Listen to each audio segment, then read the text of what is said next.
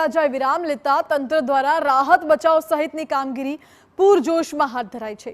ભારે વરસાદ અને પવનના કારણે વીજ પુરવઠો સૌથી વધુ અસર થયો છે। વીજ પુલ તૂટી જતા અનેક વિસ્તારોમાં વીજ પુરવઠો ખોરવાયો। વીજ પુરવઠો ખોરવાતા ખેડૂતોની હાલત કફોડી બની છે। ખેડૂતોમાં ખેતરોમાં ભરાયેલા પાણીને કાઢવા માટે વીજ પુરવઠો ન મળતા ખેડૂતોની ચિંતા વધી છે। ખેડૂતોની માંગ છે કે વીજ પુરવઠો તાત્કાલિક શરૂ કરવામાં આવે, જ્યારે બીજી તરફ પીજીવીસીએલના અધિકારીએ વહેલી તકે વીજ પુરવઠો ફરી શરૂ કરવામાં આવે તેવી ખાતરી આપી।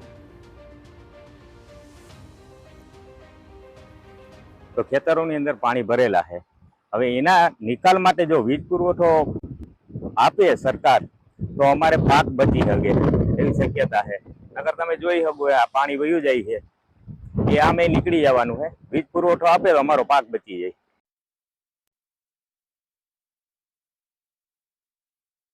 ખંભાળિયાના જે વાડી વિસ્તારો છે એમાં જે વીજ પુરવઠો ખોરવાયેલ છે તેમજ પાણી ભરાયેલ વિસ્તારો છે એ બધા વિસ્તારોમાં વીજ પુરવઠો પાછો સ્થાપિત કરવા માટેના પ્રયત્નો ચાલુ છે। 3 ટીમોની મદદ અમને બહારથી મળી છે અને સાથે સાથે અમારા ડિપાર્ટમેન્ટના માણસો અને કોન્ટ્રાક્ટરની ટીમો પણ આમાં